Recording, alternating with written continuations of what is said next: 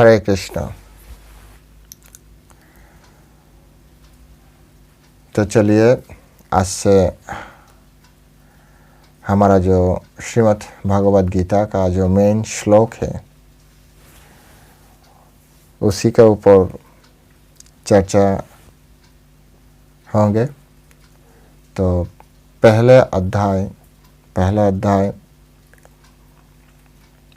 कुरुक्षेत्र के युद्ध स्थल में सैन्य निरीक्षण जो अध्याय पहला श्लोक धृतराष्ट्रवाच। तो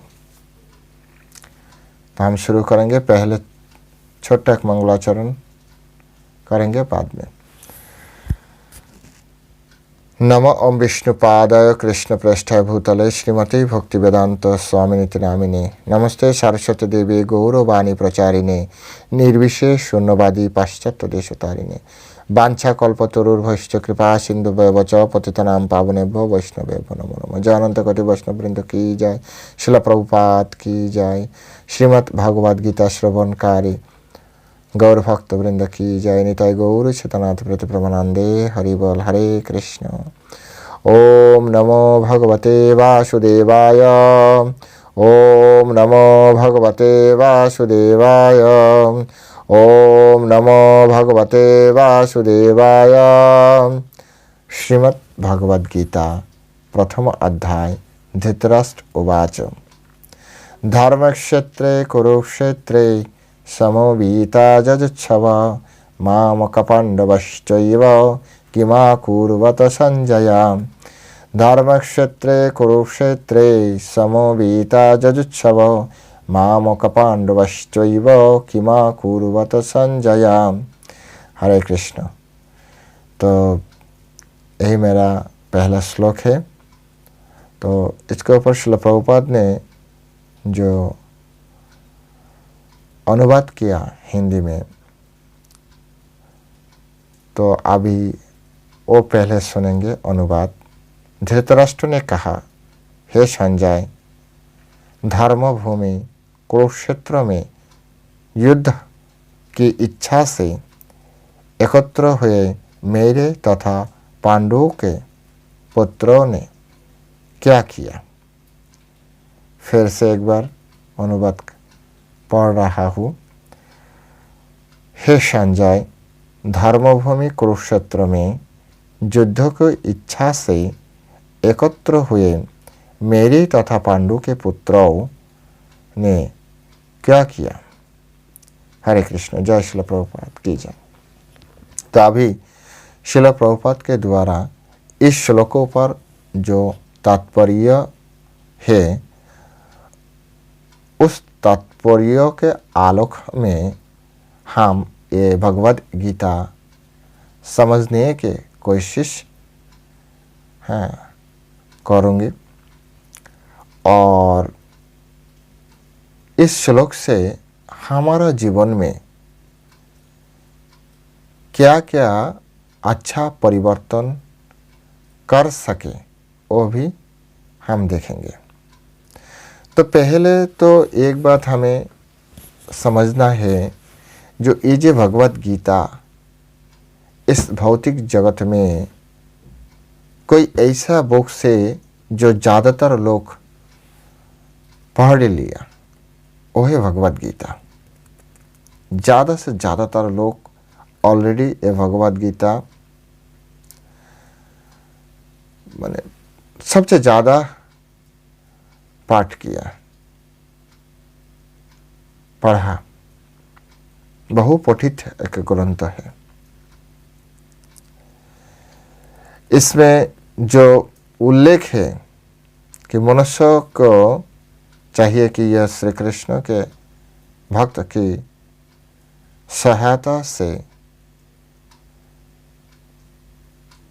संवेक्षण करते हुए भगवद गीता का अध्ययन करे और स्वार्थप्रेरित व्याख्याओं के बिना उसे समझने का प्रयास करें। श्रील प्रभुपाद जी ने कहा, हमारा कोई खोद का कोई व्याख्या इसको अंदर डालना ना चाहिए, क्योंकि ये जो भगवत गीता है, ये भगवत गीता कुरुक्षेत्र के युद्ध भूमि में परमेश्वर भगवान श्री कृष्ण जी ने अर्जुन को उद्देश्य करके समग्र मानव जाति को हित के लिए ये भगवत गीता दिया था। पहले ये जो अध्याय में, ये पहले अध्याय में पहले अर्जुन ने तो बहुत आर्गुमेंट किया था, बहुत ऐसा लॉजिक दिया था। बाद में कृष्ण जी उनको समझाया और उन्होंने भी तब इनको समझ पाया जब उन्होंने कृष्ण को चरण में शरण लिया। शिष्यस्तम साधिमाम तम प्रपन्नम, हे कृष्ण, अभी से मैं आपका शिष्य हूँ, कृपया आप हमें एक शिष्य समझकर ऐसा पथ बताइए जिससे हमारा अच्छा होगा, भलाई होगा।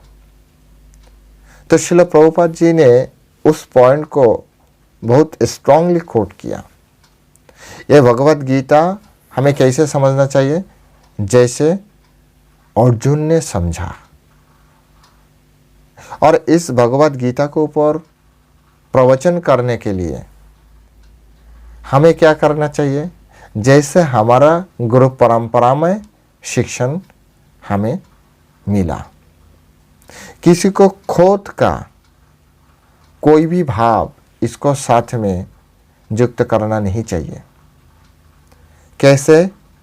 जैसे हम देखा जे ऐसा कोई भगवत गीता है जहाँ पर कुरुक्षेत्र का ये जो युद्ध एक काल्पनिक मानकर और भगवत गीता का व्याख्यान किया। पांडवों को सजाया, हमारा अंदर में जो सतगुण होता है वो पांडव है, हमारा अंदर में जो कुगुण होता है, असत गुण होता है, वो कौरव है। हमारा शरीर ये युद्ध भूमि है और इस भूमि में निरंतर युद्ध चल रहा है।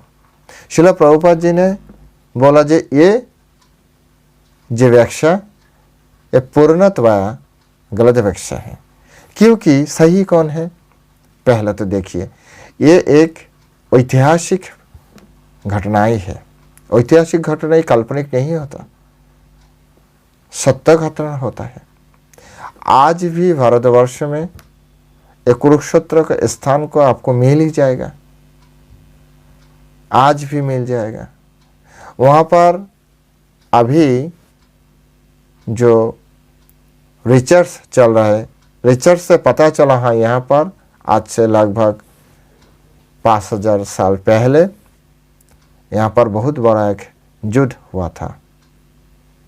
आज भी प्रमाणित ऐसा बहुत कुछ उनको मिला। तो ये तो प्रमाणित ग्रंथ है, 100% प्रमाणित। तो इसलिए हमें अर्जुन जैसे कृष्ण को समझा, उसी तरह हमें भगवद गीता को समझना चाहिए। पहले ये हमारा श्रीमद् भागवत गीता समझने के लिए पहले टर्म्स एंड कंडीशन है। तो यहाँ पर जो पहला जो श्लोक है, श्लोक के पहला शब्द धर्म क्षेत्र, कुरुक्षेत्र, ये जो धर्म क्षेत्र है ना, इस समग्र भगवत गीता इस धर्म क्षेत्र के ऊपर ही हो रहा है। धर्म क्षेत्र क्यों है? कुरुक्षेत्र, धर्म क्षेत्र, कुरुक्षेत्र का एक गुणवाचक शब्द है धर्म क्षेत्र। कुरुक्षेत्र में क्या हुआ जे उनको नाम धर्म क्षेत्र पड़ा। जितना लोग अभी सुन रहे हैं, इसके अंदर बहुत सारे लोग ऐसे हैं जो जानते हैं, जो नहीं जानते उसको लिए मैं बोल रहा हूं।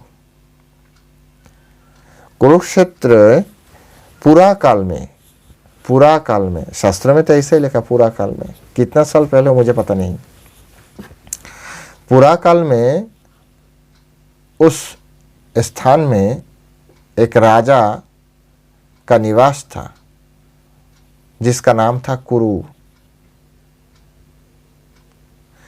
बाद में कुरु जी ने उस स्थान जिसका नाम अभी कुरुक्षेत्र है, उस स्थान, उस क्षेत्रों में इंद्रों को संतुष्ट करने के लिए बहुत तपस्या किया, कठोर तपस्या किया। बाद में इंद्र जी ने संतुष्ट हुआ, उनको वर देने के लिए आया। एक्चुअली फैक्ट क्या थे, कुरु जी को एक बहुत बड़ा कहानी है, तो मैं जस्ट शॉर्ट में आपको बोल रहा हूँ। कुरु राजा को स्वर्गलोक में अप्सरा रहता है, आप जानते हैं अप्सरा, तो अप्सरा को साथ कोई किसी घटना के बाद में विवाह संगठित हुआ। बाद में कुछ दिन बाद वो अप्सरा स्वर्ग में चला गए। तो इस कारण में कुरु राजा बहुत दुखी थे, तो कैसे उनको स्त्री को वापस ले आना चाहते थे। तो इसीलिए उन्होंने इंद्र के लिए तप किया और तपस्या में इंद्र संतुष्ट हुआ। तो जब इंद्र आया तो इंद्र से पहले वर मांगा, जे आपका राज्य में ऐसा नाम का एक अप्सरा है जो मेरा स्त्री है और वो हमें छोड़कर आपको लोक में चला गए, तो मुझे मेरा स्त्री लौटा दीजिए। तो इंद्र जी ने बोला ठीक है, तथास्तु। बाद में इंद्र जी बोले और कोई वर चाहिए तो मांग लो। तो तब कुरु राजा ने वर मांगा, जे हे देवराज इंद्र, मैं मेरा धर्म के लिए, धर्म से, क्योंकि पति का धर्म पत्नी को रक्षा करना, उनका आश्रय देना, तो धर्मों के लिए यहाँ पर हमने तपस्या किया। तो आज से आप मेरा ऊपर संतुष्ट हो, तो आज से इस क्षेत्रों को, इस भौतिक जगत में कुरुक्षेत्र धर्म क्षेत्र नाम से ही परिचित होगा। इंद्र जी ने बोला ठीक है, तथास्तु। इंद्र जी ने फिर से एक बार उनको बोला, जे और कोई वर है तो मांग लो।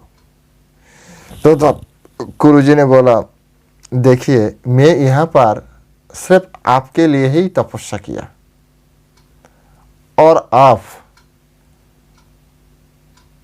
सच में आप यदि मेरा ऊपर संतुष्ट ही हो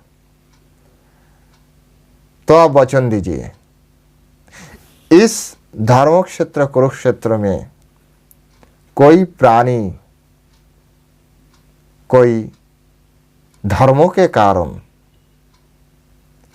प्राण त्याग दे, धर्मों के कारण, धर्म युद्ध हो सकते, किंवा किसी भी हालत में यहाँ पर प्राण त्याग दे, तो उनको तुरंत आपको लोक मिलेगा, स्वर्ग लोक मिलेगा। तो इंद्र जी बोले ठीक है, वो भी तथास्तु। अभी तुम्हारा स्त्री को लेकर तुम्हारा प्रासाद में, तुम्हारा राज्य में चला जाओ। तो यही ये जो धर्म क्षेत्र कुरुक्षेत्र, यही इसको जो पीछे का जो कारण है ना, वो मैं आपको बोल ही दिया। तो इसीलिए आज भी लोग वहाँ पर जाते हैं तपस्या करने के लिए। आज भी बहुत सारी ऐसे साधु संत थे जो वहाँ पर मरने का मनोकांक्षा रखते हैं, क्योंकि वहाँ पर देह त्याग देने से हम अनायास में स्वर्गलोक और जा सकते हैं। तो श्री कृष्ण तो परमेश्वर भगवान हैं, श्री कृष्ण को ये ज्ञात है, श्री कृष्ण जानते थे। तो इसीलिए श्री कृष्ण जी ने जब कुरुक्षेत्र, जब ये जो युद्ध होना 100% युद्ध होगा ही होगा, तब कृष्ण जी ने वो स्थान को पसंद किया। इसके पीछे में कृष्ण का एक मनोवासना भी है, क्योंकि कृष्ण का सामने कोई प्राण त्याग दे, कोई प्राण त्याग देगा तो उनको भी कुछ न कुछ तो फल मिलेगा ही, तो कम से कम स्वर्गलोक में जाए। तो इसीलिए, क्योंकि वहाँ पर तो ऐसा बहुत है जो अच्छा कर्म भी नहीं किया, तो उनको क्या फल मिलेगा, उनको तो सीधा नरक में ही जाना है। लेकिन कृष्ण उनको सामने है, कृष्ण उस युद्ध भूमि में उपस्थित है, तो उनको क्या फल मिलेगा। इसीलिए ओवरऑल, हाँ, कृष्ण चाहे तो सबको स्वर्ग में दे सकते, तो लोग कैसे अच्छा नहीं बोलेगा। तो इसीलिए भगवान ने, क्योंकि भगवान को क्या कहते हैं, ईश्वरः परम कृष्णः सच्चिदानंद विग्रह अनादिरादि गोविंदा सर्व कारण कारणम। ये सर्व कारण का भी कारण है कृष्णचंद्र जी। मेरा कृष्ण ऐसा ही है। हम लोग क्या देखते हैं, कोई ऐसा घटना ही हमारा सामने आए तो हम उसका कारण ढूंढते, लेकिन हमारा कृष्ण क्या है, कारण का भी कारण है। इसलिए सब लोगों को, सब लोगों को भलाई के लिए कृष्ण जी ने उस स्थान को पसंद किया। जो सामने आए, हमारा सामने आए, युद्ध कर रहा है, मर रहा है, तो ऐसा बाद में कोई ऐसा ना बोले जो कृष्ण है इसीलिए सबको स्वर्ग में डाल दिया। नहीं नहीं, ये तो वो युद्ध जो भूमि है, कुरुक्षेत्र भूमि है, इसके लिए वो लोग स्वर्ग में गया। मेरा क्या है, लेकिन वो तो कारण का भी कारण है। इसीलिए कारण उन्होंने तैयार किया, खुद ने बनाया कारण। कारण का कारण बाद में घटना हमारा सामने आए। ठीक है, तो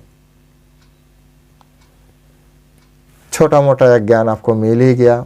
धर्म क्षेत्र कुरुक्षेत्र क्यों है, कुरुक्षेत्र धर्म क्षेत्र क्यों है। बाद में आते हैं समवेता युद्धोत्सव।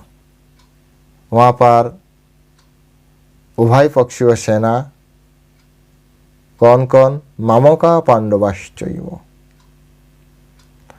समवेता एक साथ में, दो पक्ष एक साथ में आमने सामने खड़ा हो गई। कौन कौन है, ममोका, मेरा पुत्र। धृतराष्ट्र ने कहा मेरा पुत्र, वो मेरा पुत्र, लेकिन उसका सामने वाला पांडव है, पांडवाश्चैव। आचार्य, हमारा परंपरा के आचार्य ने पकड़ लिया, क्योंकि हम सनातनी हैं। सनातन धर्म में एक कहावत है, भ्रातुष्पुत्र मेरा पुत्र, भरत भ्रातुष्पुत्र मम पुत्र, मम पुत्र जैसे है। तो उन्होंने कहा तो कह सकते जब मेरा पुत्र क्या कर रहा है, लेकिन उन्होंने ऐसा नहीं कहा क्या, मेरा पुत्र मम का पांडवश्चैव, पांडु का पुत्र। उस टाइम तो पांडव नहीं थे, पांडव तो बहुत साल पहले यहाँ से गुजर गई, देहांतर हो गई। तो सब पुत्र तो खुद उनका हाथ से ही लालन पालन किया। इसमें से पता चलता है धृतराष्ट्र का अंतर में पुत्र वासना हेतु भेदभाव थे। और ये भेदभाव के कारण आज ये युद्धों का पटभूमि तैयार हुआ। यहां से हमारा लाइफ में एक शिक्षण आते हैं। जब हमारा फैमिली में दादा का राज चलते हैं, हमारा घर पे दादा का राज चलते, तब हमारा पिताजी चाचा जी एक साथ में अच्छा से रह सकते। लेकिन बाद में जब चाचा जी को हाथ में पावर चला जाता है, पिताजी को हाथ में पावर चला जाता है, और वो खुद उनका पुत्रों को ही सिर्फ प्यार करते हैं, तो वहां से घर भाग होने लगता है, संसार टूट पड़ते हैं। जब घर एक थे दादाजी के, बाद में पिताजी चाचा जी वो भी एक साथ में थे पहले। बाद में जब उनको संतान आया तो उन्होंने सोचा ये मेरा संतान, ये मेरा संतान, उन्होंने एक साथ में नहीं रह पाए, भेद हो गया। तो इसमें शिक्षा क्या है? किसी को कोई ऐसा व्यक्ति है जो जिसको कहता है रेस्पॉन्सिबल लीडर, दायित्वशील जो व्यक्ति होता है ना, उनके अंतर में कोई भेदभाव ना रहना, यही अच्छा है। होगा तो बाद में कुरुक्षेत्र होगा। ये कुरुक्षेत्र होता ही नहीं यदि धृतराष्ट्र एक बार सोचते युधिष्ठिर मेरा बड़ा पुत्र है, उसको बाद भीम है, उसको बाद दुर्योधन है, सब मेरा ही पुत्र है, और उसी हिसाब से जब ये शिक्षण मिलता तो कितना अच्छा होता, एक बार सोचिए। लेकिन ऐसे नहीं हुआ, क्योंकि उनको मन के अंदर ही भेदभाव थे, और वो भेदभाव से जन्म लिया इस कुरुक्षेत्र।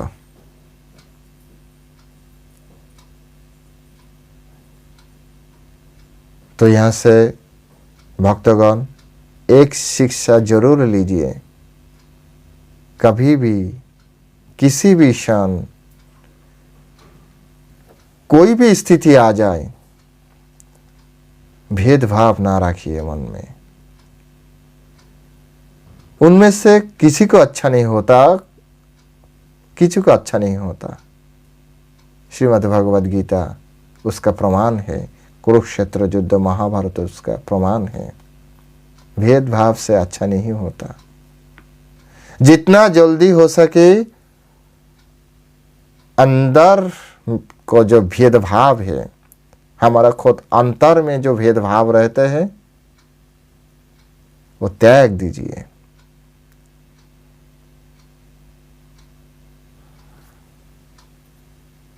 यहाँ पर श्रील प्रभुपाद जी ने अच्छा से एक बात समझाया।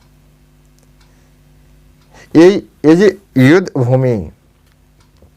भूमि को श्रील प्रभुपाद ने बोला, जे समझो जे ये एक धान का खेत है, और धान का खेत का जो कृषक होता है, वो कृषक खुद परमेश्वर भगवान है,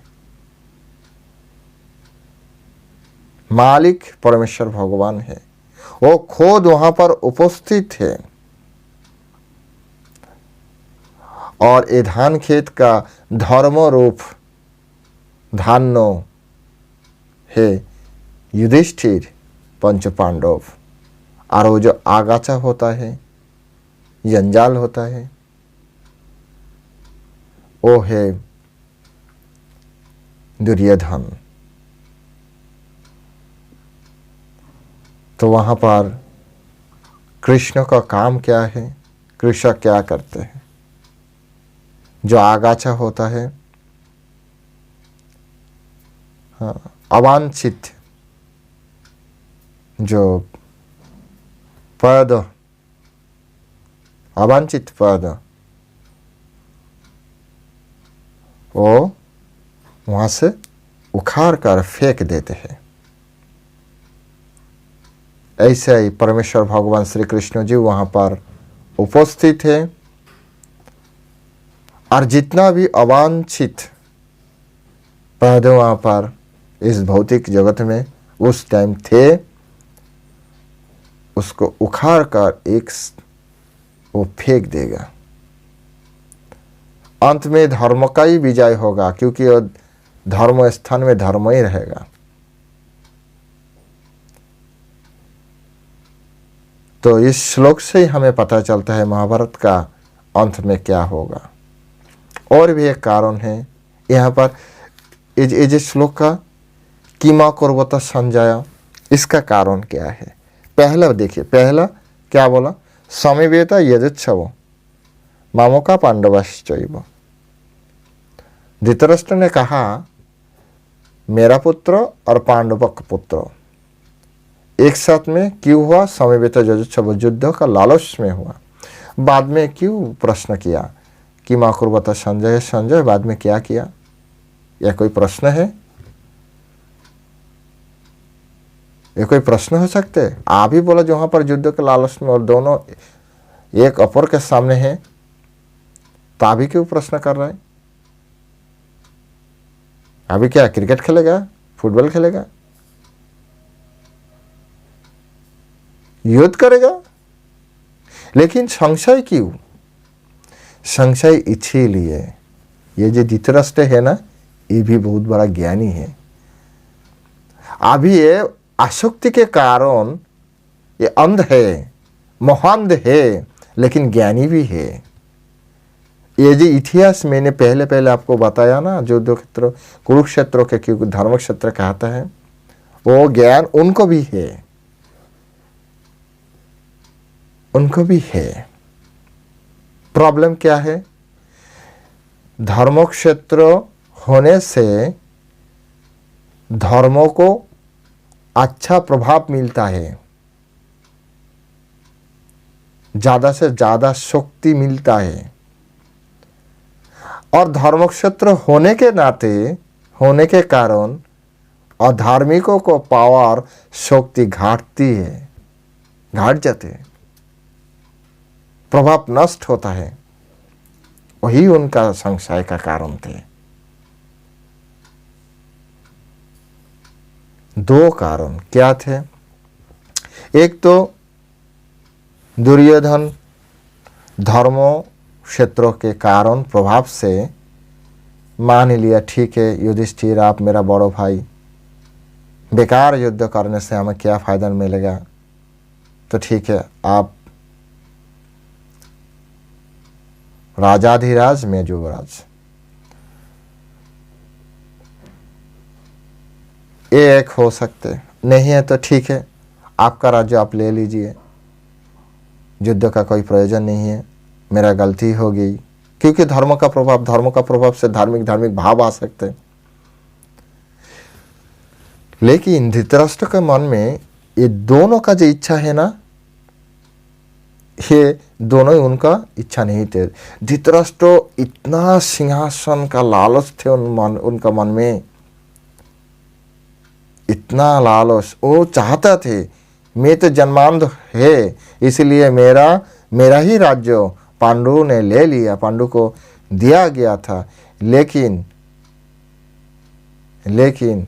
अब मेरा पुत्र क्यों नहीं है, इसका राजा होगा। तो इसलिए ये राज्य, ये शशाकरा जो राज्य है, हाँ, इसको एक मात्र राजा होगा, मेरा ही पुत्र दुर्योधन। तो ना बांटना चाहता है ना देना चाहता है। धृतराष्ट्र मन के ये दोनों भाव,